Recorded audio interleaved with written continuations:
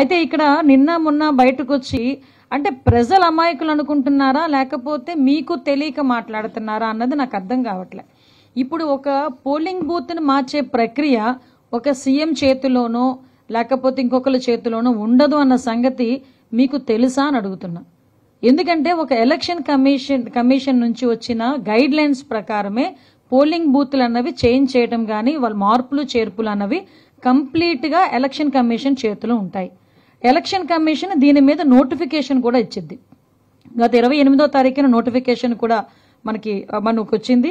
తర్వాత ఈ election notification running కూడా మనకు 30th నుంచి వచ్చింది. దీనికన్నా ముందుగానే మనకి ఎలక్షన్ బూత్లకి సంబంధించి ఏదైనా అబ్జెక్షన్ అలా చేంజెస్ ఉన్నాయి, ఏదైనా అబ్జెక్షన్ ఉంటే గనక అబ్జెక్షన్స్ తెలియజేయండి అని చెప్పి ఎలక్షన్ కమిషన్ నుంచి 17వ తారీఖున ఒంటిమెట్ట, 19వ తారీఖున పులివెందులకి సంబంధించి అబ్జెక్షన్స్ ఏవైనా ఉన్నాయా అని ఎలక్షన్ కమిషన్ ఒక నోటిఫికేషన్ కూడా జారీ చేసింది. ఆ టైంలో ఏ రాజకీయ నాయకులు గాని ఎవరు కూడా మాకు ఈ అబ్జెక్షన్స్ ఉన్నాయని చెప్పని కారణంగా వాళ్ళు with in the time period లో వాళ్ళు ఆ బూత్ని కన్ఫర్మ్ చేస్తున్నారు.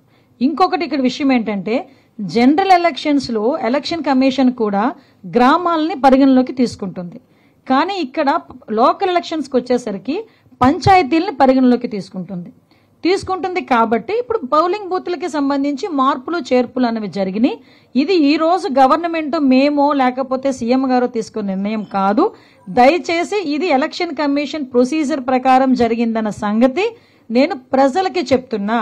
ఎందుకు ప్రజలకి చెప్తున్నానంటున్నానంటే వీళ్ళు పులివెందుల్లో ఓడిపోతామన్న భయంతోనో లేకపోతే ప్రజలు వాళ్ళని చీత్కరించుకుంటున్నారన్న భయంతోనో పులివెందుల ప్రజలకి ప్రజాస్వామ్యం రుచి చూపించారన్న భయంతోనో ఈ రోజు ఆటోమేటిక్ గా మా మీద నిందలేసే ప్రక్రియలు ఏ రకంగా పోలింగ్ బూతులు మార్చేస్తున్నారు లేకపోతే పోలింగ్ స్లిప్లు మార్చేస్తున్నారు అని చెప్పి రకరకాల మాటలు మాట్లాడిన సందర్భం బట్టి నేను ఈ విషయం చెప్తున్నా. ఎక్కడైతే పోలింగ్ బూతులు మార్చారో ఆయన ఏదో టేబులర్ ఫామ్ వేసుకుని 2 కిలోమీటర్లు 4 కిలోమీటర్లు ఎస్ నేనేం కాదని చెప్పట్లే. దానికి సంబంధించి ఫుల్ గా ప్రికాషనేట్ గా పోలీస్ డిపార్ట్మెంట్, రెవెన్యూ డిపార్ట్మెంట్ కలిసి ఎలక్షన్ కమిషన్ ఆదేశాల మేరకు ఏదైతే అక్కడ ప్రికాషనరీ యాక్షన్స్ తీసుకోవాలో అవన్నీ తీసుకున్నాం.